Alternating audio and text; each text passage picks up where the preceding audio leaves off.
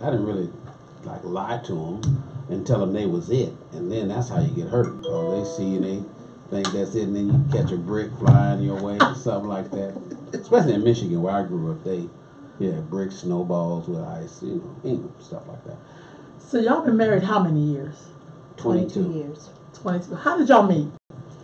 The meeting. We met. We met in the grocery store at 11:30 at night in the fresh produce department. And what happened was, I thought he was a pervert at first. she did. So I put my keys between my fingers because I had to go. I needed to go home. I was tired, and so he walked me to my car and he gave me the groceries, helped me put my groceries in. I was like, yeah, he could be like a Ted Bundy or something. So I got something for him, but he was nice. He was nice. Okay. Well, when I saw her, I wasn't recruiting her to be my girlfriend or to date her. I was recruiting her for my business at that time. And so I knew that at night, in the process of approaching a person, you can't be right close to them. So I saw her from a distance. I spoke to her, and I noticed that she had fruit in her basket. And I said, "Excuse me, how are you doing?" She says, "I'm fine." I said, "I noticed you like fruit." She says, "Yes, I do." I said, "You like cantaloupe?" She says, "Yes." I said, "Well, here's one right here, and it says ripe and ready to serve. You might want to take this one with you." And so that just started the conversation. And then, as I talked with her, and I was wanting to get her in my business. At that time, it was back in February of '93. And so she told me that. No, let me tell that part. So he called me the next day. The receptionist said, "Oh, it's a guy on the phone for you." So I was like, "Who is this?" So it was him. I was like, "Oh man, he really called me." So I told him I wasn't interested in doing any kind of business. I was working as a nurse, had a lot going on, and so I told him if I did anything different, I would be tied to a bed in a mental institution on medication. So I need to keep doing whatever it is I'm doing, right or wrong. That's what I got to do right now. So he called me back 2 years later. 2 years later? 2 years later. Wow. And it was perfect timing because when he called me, my daughter Christy had just started going to Clark. We was like struggling a little bit money wise, and I had to make sure that was secure. I just didn't want to be bothered with anything else. And then he called me, and I said, "Who calls crazy people back? Like, what is that all about?" So, What's funny about that though is when I found her number. If you ever want to find something, just start cleaning up. When you clean up, you find everything you've been looking for. True. So I was cleaning out some old folders, and I opened up this folder, and this number fell out. And I picked the number up, and I looked at it. I'm like, Patricia Hill. Who's Patricia? That's that old crazy girl. I'm not calling her. And then self said, or a voice says to me, "Well, it's been a long time. She might be better now. If she's not, just hang up the phone." So I called her, and she said the timing is perfect. She's ready to make a change in business, because I still called her for a business partner, not as a relationship. And then we'll talk about how God had planned it when we get through some of the notes, that question. So how it's going to tie together, because at that time I was not interested in dating. Okay. I wasn't interested in and that. me either. So were y'all in previous relationships before? Yeah. Yes, I was. What happened was What happened? when I met her in 2003, I was prospecting for my business. After that, I was 90. dating somebody. Yeah, 93. I was dating someone at that time, right? And then as time moved on, well, yeah, I told you I was prospecting you for my business. I wasn't interested in a woman. I was dating someone. Okay. And then, further along, she ended up feeling like I needed help with the relationship, so she got her ex back in the game, And so, they sitting around in the, in the jacuzzi having conversations. And so, that kind of broke my heart. And I was like, I don't want to do this. Because I feel like if I needed some help, let me pick him. But she picked him, and so I didn't need that. So I was angry with women at that point. So I focused all of my anger and energy into building my business with Primerica, because I said to myself, I got to be wealthy whether I'm with someone or not. I got to be wealthy. And that's a good thing. And so when I called her back 2 years in 1995, she was ready to make a change. And of course, you got a question. I'll answer that about how It can move around. It can move around. what God had planned for me. Because I gave God a description of the woman I wanted. I said, Lord, listen, the woman I want, she got to be lovable. She got to have some benefits. I want her to be beautiful. I want her to just for me. I don't want her to want me and him, because I don't need him with all his little nasty diseases he may have. And so I wanted her to have some benefits, and I wanted her to be lovable, because you could have people in your life that don't want to be loved. And it's very difficult for you to want to love someone and they don't want that. So it won't work. And so one day I was riding, and she had a little tragical thing happen with her. And so we had never kissed or none of that stuff. And I started thinking about her heavily. And so I'm like, lonely man syndrome, go away. Because prior to that, it was like 17 months from the breakup until I called her back and we started, the date, right? And I'm just like, lonely man syndrome, because I thought about all of the other women. I said, go away. Lonely man syndrome, go away. But she wouldn't go away. She would go away, and then all of a sudden she'd come right back, like a boomerang, sling it out and it comes right back. And then one day she was yearning inside my heart. Now I'm like, wait a minute, we ain't kissed, we ain't holding no hands. How is this possible, right? Because we have no affection. And so I went to church, and the choir was singing that song, God is trying to tell you something. Oh, girl, I'm telling you, it was the wildest thing ever. And I said, hey, you trying to tell me something? Is she the one? And so it ended up being she was the one. What about you? What was it about him that? His voice. I liked his voice. Sound like Barry White. You said voice like Barry White? Yeah, I love that was the voice. First thing. Barry White and Isaac Hayes. That's like the voice, right? And so he was just really nice. He was a little overly persistent, and like he found my aunt. I had my house burned down. My aunt. I don't know how he had to know where my auntie lived, and he showed up over there. And my cousin answered the door, and she was like, "This guy came looking for you. Why you don't want to talk to him?" I was like, "Who are we talking about?" Anyway, so he was persistent and he was really nice, but I didn't need to have a relationship because I was traveling a lot. I was going to Atlanta a lot. I was going all over the country with my job, and the one thing I did not need was a man, because I had bad experiences. But I don't. I'm not the kind of person to jump in and out, go around. So I kind of like overdo a bad relationship. So I'm like, I don't need to get in another relationship. I need some time off. So he was just persistent, and he was very nice. He was like, when my house burned down, he said, I can bring you some beds and some sheets. I'm like, got insurance? So he was really nice. That's what made me, and then it was something telling me, this might be the one, but I was very skeptical. I told him nurses always have bad relationships, so what's wrong with you? What's going on with you? Let's just get it out in the open. I'm old enough now, I can just ask the question. You on drugs? You sell drugs? What do you do that's going to get on my nerves? And he said, nothing. So, this is interesting because y'all had been in previous relationships I've been before. Married before. It's not like we met each other, I was 16 and he was 17. It's not one of those, which is probably more realistic of a lot of people. What was it about, what was your thoughts on when you really wanted to get married? What did marriage mean to y'all at this point? That y'all decided to even get married? Because usually when people have bad relationships, they're like, I ain't never get married. They don't even think about marriage sometimes. That's something I never did. I worked with a lot of women being a nurse, and they were always men bashing. And I remember one day we were all sitting around talking in the nursing station. It was quiet, and one was talking about the bad relationship, this one talking about the bad relationship. And so I just asked them one day, I said, do you believe in God? They said, yes. I said, so you think God made all men messed up? Like, that's like, what does that say about you as a person? Believing in God, like God is like not capable of making good men. And I said that everybody just needs one good man. I know I got a good man somewhere, so I'm gonna find him. So I didn't bash men because I had too many examples in my family of good men, so I knew it was possible. But what I didn't think it was possible in Sacramento, though, because I'd always told people I'm moving to Atlanta and get me a man.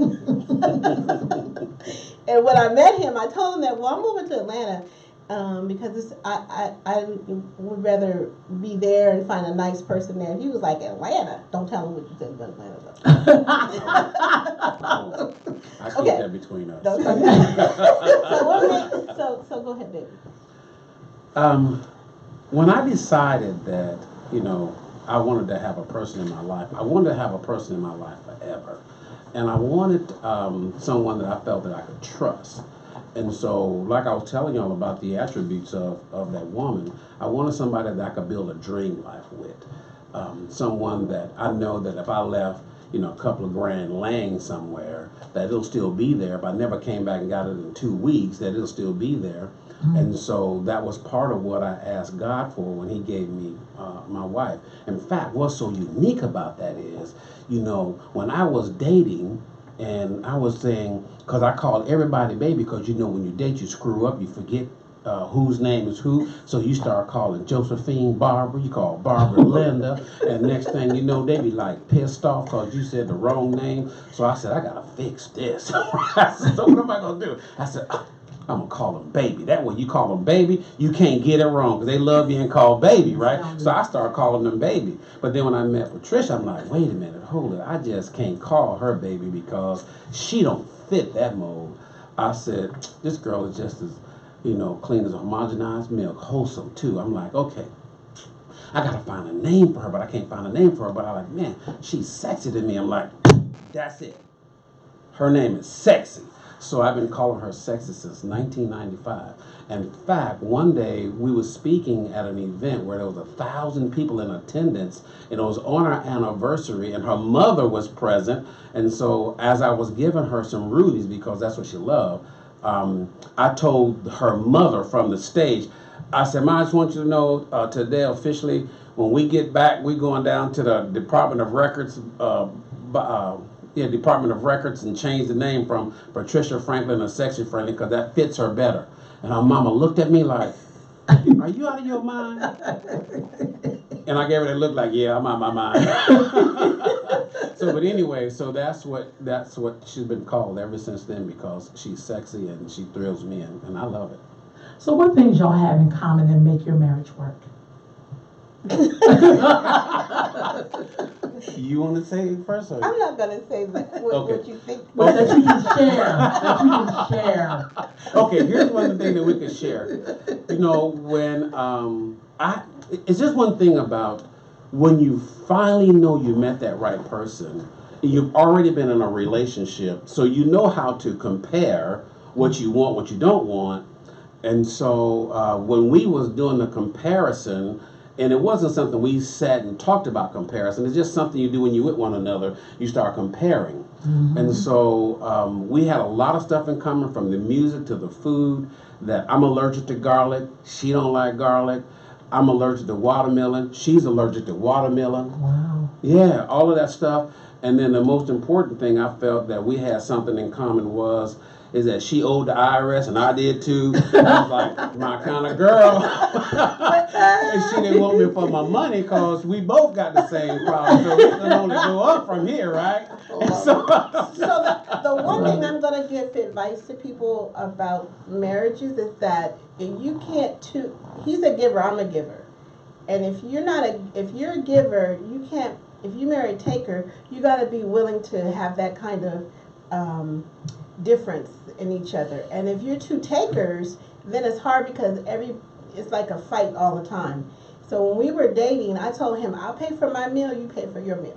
Because I don't want to make you think I need you to feed me or I'm here for you to take advantage of you. So we used to argue about it for a while. He's like, well, I'll pay for you. I said, no, you keep your money. I'll do what I do because I don't want no extras going on. Like when I used to go to the club, I would tell guys, no, don't buy me a drink because I don't want to be obligated to you. I don't want you to think you need to buy me a drink. Let's just be what we would be if we weren't even around each other. So that's a good thing. He's a giver and I'm a giver. And that started back in 1995. We still argue today about who's paying for what and who selected. That's our biggest argument. Or I picked the last place. No, you did not. Did. Yes, I did. I did pick the. No, you did. I picked the last place, and I paid. You paid it. I'm like, nah. So that's a carry on. We still carry that on as of today. That has not left the relationship. So, our biggest argument is who picked the last place to eat. Who banned. Yep. So with that being said, how much of y'all backgrounds factored into your conversation around marriage? Your backgrounds. Like, for instance, you talked about the background you come from, how you see the women and men operating, even in your family, how you see them. Did any of that factor into y'all's relationship? Things you're going to do, things you're not going to do? Yes, it did. Yes. Things you are attracted to? Yeah, it affected me because I wanted somebody that was really nice. And I used to think, well, no, I'm not even going to say that. Anyway, I wanted someone that was like me, that I didn't have to always justify things that I was doing for other people. Because I do a lot for my family. I do a lot for my mother. I still do. And he didn't have a problem with that because he does the same thing for his mother. Like, he has a very close relationship, had a close relationship with his mom. So we basically have a lot in common in that we're family oriented. But that was a big factor for me. That we had, I wouldn't have to stop giving. The person I was married to prior to, he would always try to control stuff and tell me, don't do this, don't do that. Which, I'm an independent person, so you can't tell me that. So what do you think we have in common? Well, growing up, I looked at, if I married a woman and I was in love with her, and that was my goal, to always be in love. I wanted the love given back in return. And I said to myself that I would never treat her like my father treated my mother. And, I had a large dislike for my father, to the point where, I would, he and I had certain kind of conversations. And so that changed. But when I met my wife, I felt like I didn't need to have that with her. I felt like that if you be good to people and you treat them in a different capacity, you ain't got to worry about them cheating on you. You see, I didn't feel like I had to worry about her cheating, because here's the thing I know, that there's nothing I can do. You can't stop it if you wanted to, because they're going to cheat, they're going to carry it wherever they want to carry it and unload wherever they're going to unload. But I felt that if you just be good to the woman that you're in love with, then that won't be a problem, because you, like I said, you can't control that. You can only control you and your activity and your attitude. And so I looked at it as we was getting together. I wasn't gonna give up. You know how men, they get all them gifts and they give them up front. I'm like, I ain't doing that.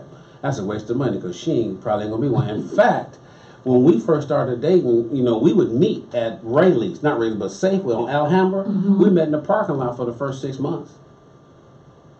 I didn't tell her where I lived. Come to my house, and I wouldn't have her come to my house, because I didn't want to wake up with a note tied to a brick sitting in the front seat of my car, and it got through the window. It didn't get, she didn't open up the door and put it in, right? And I'm like, if she ain't the one, she ain't knowing where I live. Right, so, and I felt the same way. And so after we did that, then it just kind of worked out to the point where, I did start doing things for her later. But then I felt like when she was really the one, then I really poured it on her. And then when we got married, see, now you could melt her down and pull her away from me because of the love and the things that I do for her. Wow. She's well cared for. So when she leaves me and goes see the mother one, she heard him come right back. Well, when you're out and about, like shopping or doing stuff, you see, and then you talk to some of your little. On my shoes. Yeah. Somebody can replace you. So how does children factor into your marriage? Children, grandchildren? A big factor. Let me just tell you this. I had children in my house since 1974. Been taking children to school since 1976. And that didn't end until 2016. So we inherited 3 children. Well, 5 really, but 3 that we were totally responsible for, along with my older daughter, Christy, and then we have a daughter together, Kenya.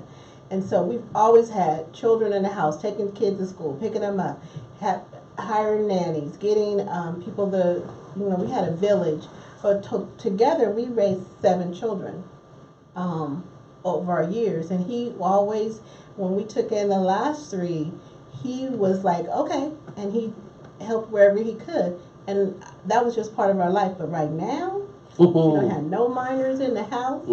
I don't even let my grandbaby spend the night too much. Yeah. He got loving, but he got to go. But they're a big factor in our life because, we both love children. But now we're doing us. We have adults in our house only. Nobody under 18. When y'all got married in the beginning, did your environment change? Usually when people get married, they don't have a lot of single friends. Or did you have more married friends? Or did that environment change for you all when you got married? You know what else we have in common? We don't do the friend thing a lot. Okay. Like, I have my family, and I have a few friends that I know over years, but I don't do the girlfriend thing. I don't get down like that. Sometimes I think about it, but that's not, I have a lot of girls that, are part of my life from 43 to 18, 19. So I don't do the friends. And he doesn't either. When he watches football, he loves football and basketball. He'll watch it by himself. He don't need his guys. I'm your friend. Yeah. Oh my gosh. My best girlfriend is my daughter. So what? It didn't change. So we both are like that. So I didn't have to get used to him having a bunch of people over, and he didn't have to get used to my girlfriends showing up. We don't get down. We don't even answer our door actually. In fact, you want to hear something crazy? Okay. If you're not invited, you don't get in. We don't open the door. So one year, my wife and I was on a Sunday, and we were sitting there watching TV, and my brother came over. He knocked on the door. And so I'm like, who is that? And she looked at me. I said, you invite somebody? She said, no. Did you invite somebody? I'm like, no. So at that point, you got to tiptoe to the door. They can hear you walking up. So I tiptoed through the door, and I peeped out the peephole, and I looked and saw who it was. I came back and sat down beside her and kept watching TV.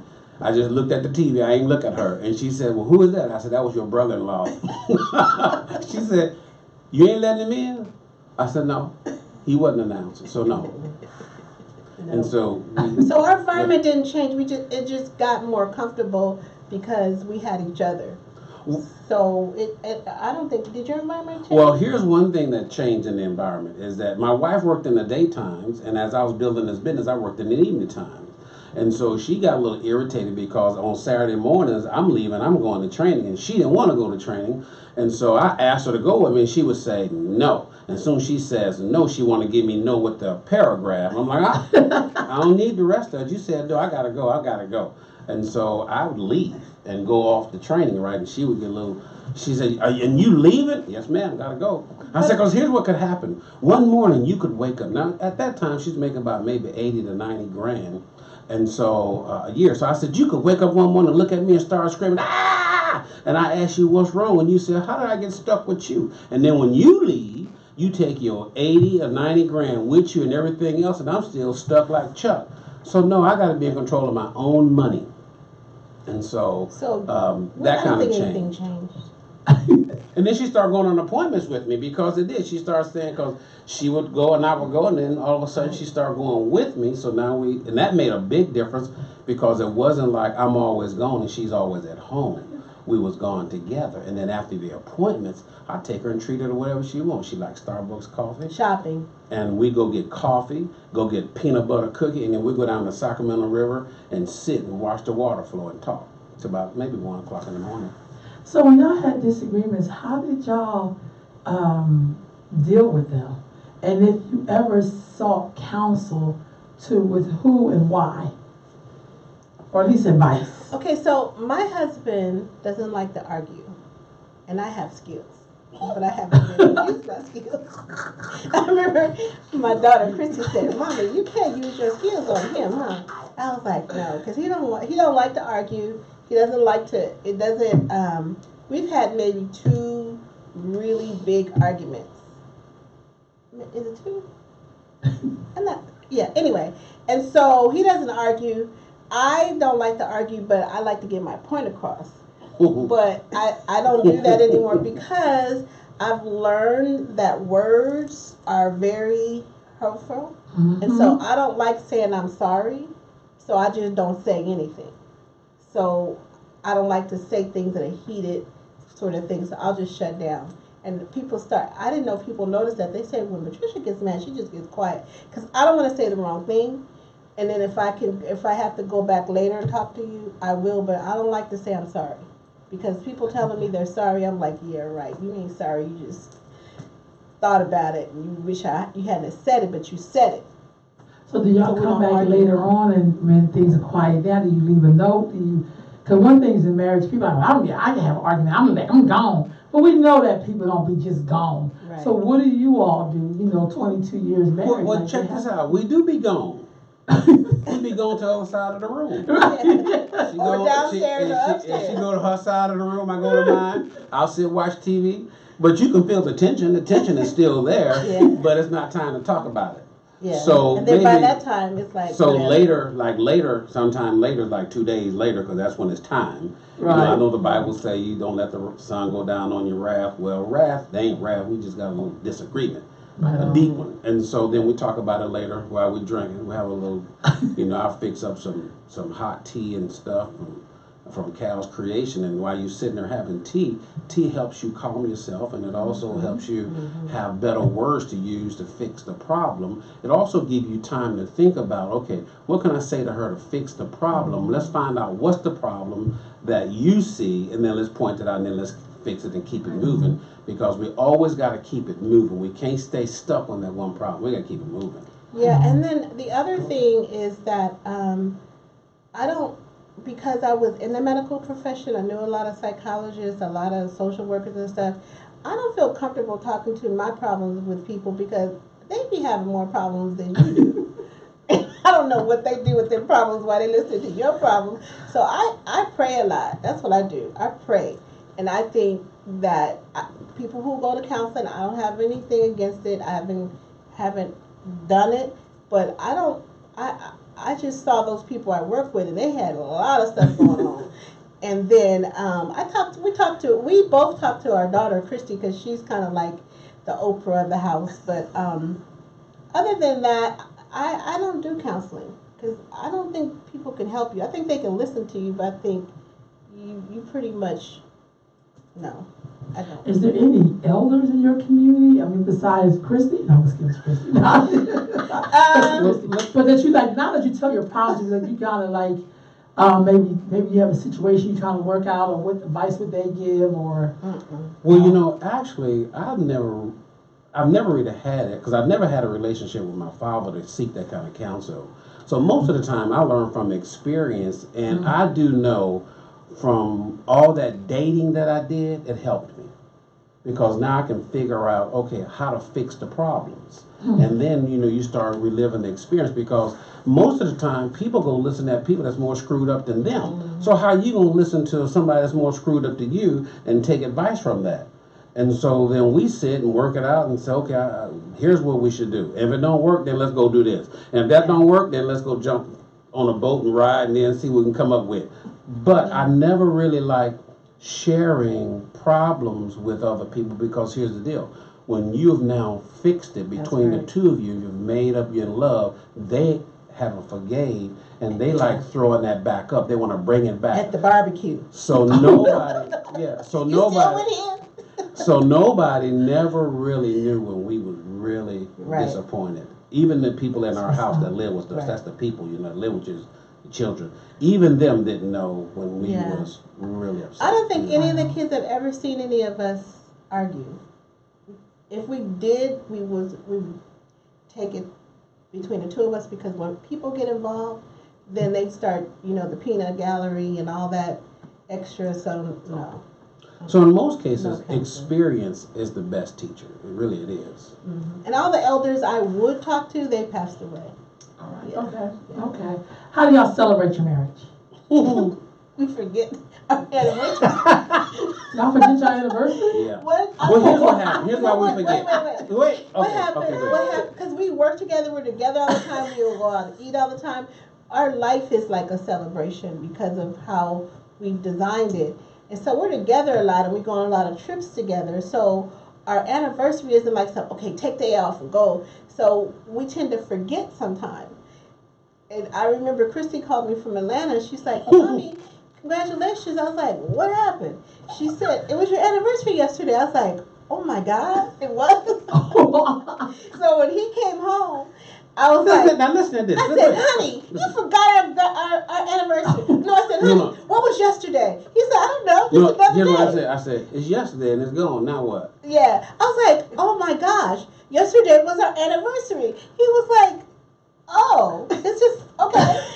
And then she tried to make it seem like she knew. I'm like, you didn't even know either, because if you would even said something, you just found out. I don't know how you found out, but you just found out. So, in fact, most of the time, my wife don't even know when we got married, what day, what year. No, I do. Come on, Sexy. You know, she told me when she asked, I said, you know we got married in 95. She says, oh yeah. And then later on, I said, girl, you know we got married September 14th, 1996. Why you say 95? I just want to see what you in the game. And she wasn't. She don't care about that kind of stuff, so no big deal. Yeah, we celebrate each other all the time. Every day. I tell him I love him every day. We don't leave without saying, well, that's a goal. I mean, that's something for everybody that I'm in my family that I'm close to. We don't get off the phone without saying I love you. We don't. When we see each other, we say I love you, and that's what we do. And so every day is an anniversary. That's why I was like, oh my gosh, we've been married 20 years. It's been... And then now 22, and I'm like, I forget. Yeah, it's been one big celebration. Really, it went by fast. I didn't really realize it that until we started celebrating our 20th. I'm like, 20? Like, we're getting old. I had to go check. Let me see your driver's license. She didn't have a birth certificate, so I couldn't check that, right? And so, and it went by because, you know, when you're in love with someone, time flies. Yeah, that. And so that's what happened. And so what ends up really happening is that we used to take 2 trips a year. Then it went to 3 trips a year. Then it went to 4 trips a year. And then it went to 6 trips a year. And we took 7 trips in 1 year. I'm like, wait a minute, and that's just too much. We can't do that. So we dialed it back down to a minimum 4, maybe 5. So because it's too much. We don't always plan a trip around the anniversary. We just go. Yeah, we just go. So that's so this is threefold. What works in your marriage? What needs to be improved? And what did you just have to flat out eliminate from your marriage? What works is that we learn to be nice. I mean, we are nice to each other, like truly. And I'm not bragging. That's just how it is. We are usually nice to each other. I see something he doesn't like, I try to fix it, and vice versa most of the time. And then improving. Improving. Give me the thing like keep the Before you go there, let me answer. Okay. Okay, so what I told my wife is, you know, as we was working together, I said, listen, I could be a better husband to you if you could just stop beating me, slapping me, and making me write high checks. Yeah, I said, I could be a better husband. And so, anyway, she didn't beat me and slap me and make me write high checks. But, you know, silence can be like that. When you're looking at somebody and you got an irritation and you can be silent, but we worked that part out too. So yeah. I just had to throw that in there because you got to have fun. You know, because when she's mad at me, I do wild stuff to her like I care about you. No, I don't care about you being mad. Here, take this, and I'll do something real wild. So she started laughing. It's over with. What do you need to improve? Oh, you don't. I think what we could improve. What can we improve?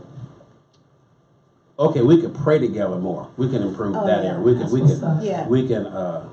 that. Nobody want you. And that means that I say the prayer one night, you say the prayer one night. We don't go to bed at the same time. That's okay. We can stand in front of the mirror and say the prayer, and then you go back over to that part of the house. I go to that part, and we do that. But that could be an improvement. What's the third thing you said? The third thing is what did you have to eliminate when you were married? Like sometimes you have to get rid of things like this don't work in marriage, or we tried that, we too old for that, or that just doesn't work. It could be anything that you just had to that can't be in a marriage. Well, first of all, I didn't bring any baggage into marriage to work on stuff to eliminate because I didn't date nobody for like 17 months when I started talking to her. So I kind of eliminated all of that crap out first. I was all emptied when it came to that. So then based on us building from that point, I don't remember what much we had to eliminate except for maybe different type cars. Yeah, I Yes, don't think that's what it is. We had to eliminate the he cars. was driving. Oh no, I don't want to say. Anyway, but I had one thing about him. I had to help him to feel good about getting better things and being better to himself. He didn't celebrate his birthday. I told him we That's don't true. celebrate Christmas because I don't get down like that. I stopped buying presents like 30-some years ago. And so when he met me, that Christmas he bought me some Christmas presents. I was like, oh, I forgot to tell you. We don't do that. Like, we have a big dinner, but don't That's do that. an elimination. So I But I had, got excited about that because I didn't believe in that either. I thought that was just, but a I had cordial to thing tell to him do. you have to And that's celebrate another your thing we birthday. had in common is that I didn't like wasting money on buying gifts. And I'm like, man, you my kind of girl. But the birthday thing was important for me. So I had to get him. I had to really. And when I met him, he told me he had never had a birthday party. So every year we do something really, really special. We took him to the NFL experience. Mhm. My husband was so happy. He smiled for like 3 hours. And so that's what we had to eliminate for him is that you're going That's to true. celebrate yourself and you're going to celebrate good your one. birthday. That's a good one. Mhm. I like that. Yeah. And for And- me, and- I didn't have to eliminate anything because I was perfect. No, I'm just kidding. I'm just kidding. I love y'all. And that is true. That was one of my biggest. And so, Christy plays a very big role in that. They work on plans. And so when they took me to the NFL experience, they just took me down to San Francisco. They said, don't do this and don't schedule nothing on this day. And so when Christy walked up to me and told me that, she had that look in her eye. I'm like, okay, cool, no problem. I cancel what I got right now. Because I had appointments, but I'm like, nah. So I canceled them. And so she made a big difference. In fact, one of the things I want to share is when I asked my wife to marry me, I had to get our rings designed because she didn't care for diamonds and rubies was her main thing. So I designed our wedding rings. But Christy had just come home from college, and so we was at the house, and I had just really got a chance to meet her for the very first time, and so there was stuff needed. And so I said, hey, I'll be right back. I'm going to the store. I'll get it. And then she says, can I go to the store with you? I'm like, you don't know me. And I said, sure, you can ride the store with me. So we get in the car. Oh, my goodness. She says, okay, tell me, why you want to marry my mommy? I'm like, where did that come from? I said, well, here's why. When two people have already been married, they've already worked out the things that they don't want in their lives. And it doesn't take them that long if they're serious about finding someone they want to spend their lives with and build a dream life with to marry them is because now they've found it. They worked it out. And so between those, your mom and I have worked those things out. We found it out. And I think she's the greatest woman that I've met. And God blessed me with her. So I'm going to take great care of your mama. Wow. And so when she looked at me, after I told her that, she says, okay. Let me say this real quick. I love that, though. Christy, I raised her when we met. She was going to Clark, Atlanta. Calvin is the only man besides our family men that Christy liked, and she made it clear to them she didn't like him, but she has always loved Calvin. So I knew then it was good. What advice, this is the final question, what advice would you give single people who are looking to be married? Okay. And decide going Here to it the is supermarket at midnight. Yeah. What No, I'm just kidding. No. you will find your best produce in the fresh produce department. I got this girl right out the garden. Pull her right up. So, but here is what I wanna say is, number one is that you yourself got to be ready to be committed to a relationship forever. You can't come in for convenience. You can't come into a relationship because of what someone else has, and you feel like it can fit for you, and you use it until you're done. So you got to be totally committed to the relationship. You got to have trust where you can be able to trust one another. You got to worry about that, and communication, and most important, you got to have understanding. To share with you the success that we're having today, it wasn't because it was totally me that built this business. My wife and I, when she met me, I was building my business in Primerica, and I had some success. I had a house, 2 cars, and all that kind of stuff. And she had her own. But then there was a major pitfall in the business where, you know, you have those up and downs when you're in business. We had a major pitfall. And so when we sat down and talked, my wife said, here's what we're going to do. I'm like, okay, what we're going to do? She says, we're going to take our mortgage money and we're going to open up an office. And that's what we're going to do and build our business. I'm like, what? Now, mind you, the mortgage money wasn't my money. I didn't have the money because I had a tragic pitfall. Money went, everything else went too. So the money was her money that she was paying the mortgage with because she was still nursing at that time. And so we took that money and we opened up an office. Of course, you know, the IRS shut our accounts down and, you know, house went in foreclosure. But she says, listen, when we do this, you got to go to work. And I did, built the business, got it back. We got everything back to normal. And because of that is where we are today, is because that sacrifice she made. And when she did that, I knew that I had the right woman in my life. And so from that day forward, whatever she really majorly wanted, she got it. And like I had to remind her recently that, you know, you've been getting a car every other year. She's like, no, I said, okay, let's go back. 2015, you got a 2009 RX 350. 2 years later, you decide you didn't want it no more. So we went and got you in 2017 RX 350 2015, and you've been had Lexuses ever since. So what part of this you? But my wife deserved it because of what she did to put us on that path. And I'm always going to be good to her, and she's going to live the dream life because she's my dream wife. Wow. My advice to young women and young men is that if you don't have examples, then you need to decide what you want, and don't get married too early. And then make sure you love each other and that that person isn't taken away from you and you're not taken away from them. You're adding on to. If it hurts, it ain't good. It shouldn't hurt. Right on. You know, the one thing I want to say that because of that decision that my wife made, you know, I've never had a problem going to work because I've always believed in being independent from all other causes. I need to be independent. But because of that, our business grew, and she was able to retire early, and that's why she still look good today. Y'all know y'all looking at her saying, you must have stole her right out the cradle. I did. Broke the cradle up, tore it up. But because of that decision, she retired